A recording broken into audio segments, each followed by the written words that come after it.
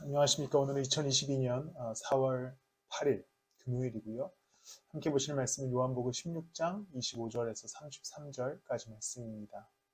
계속해서 본문의 내용은 예수님께서 제자들에게 부활하시고 승천하신 이후에 남겨질 그들에게 전하는 약속의 말씀, 위로의 말씀입니다. 이 말씀은 오늘 살아가는 우리와 동일한 조건에 있는 제자들이라고 볼 수 있지요. 엄청나게 긴 세월이 흘렀으나 잘 생각해보면 제자들도 예수님께서 부활하시고 올라가신 이후에 덩그러니 남겨졌고, 오늘 우리가 살아갈 때도 우리 눈에는 그리스도께서 계시지 않기에 덩그러니 우리의 삶을 살아갑니다. 같은 조건 속에 있다라는 생각을 본문을 읽어나가면서 계속 하게 됩니다. 그렇기 때문에 이 말씀들이 오늘을 살아가는 우리에게 은혜가 된다라는 데까지 제 생각과 묵상이 미치게 됐는데, 이제 남겨진 우리에게, 제자들에게 하시는 말씀이 은혜가 되는 것은 27절에 보면 아버지께서는 친히 너희를 사랑하신다. 그것은 너희가 나를 사랑하였고 또 내가 하나님께로부터 온 것을 믿었기 때문이다 라고 말씀하십니다. 남겨진 제자들에게 주시는 은혜는 여전히 하나님께서는 제자들을 사랑하시고 그들의 삶에 개입하여 주신다는 것이지요. 그리고 남겨진 자들, 그들은 여전히 하나님을 사랑해야 하고 그 이유는 모든 공식이 이제 그 믿음 속에서 성립되어집니다.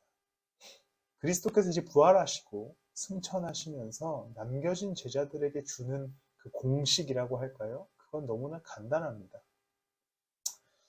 예전에 저희 누님이 기억하실지 모르겠지만 항상 하신 말씀이 수학은 공식만 알면 된다라는 이야기가 있죠.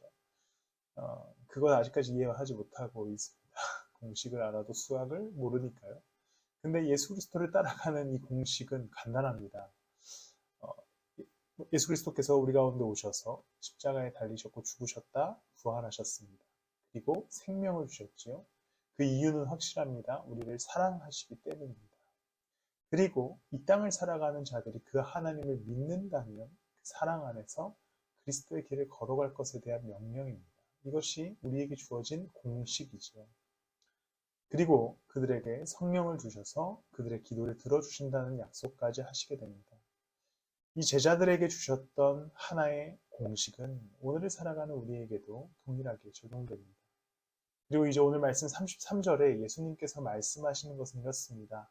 너희가 내 안에서 평화를 얻게 하려는 것이다. 너희는 세상에서 환난을 당할 것이다. 그러나 용기를 내어라. 내가 세상을 이겼다. 이제 그리스도께서 더 나아가 주시는 약속은 평화를 주겠다고 하십니다.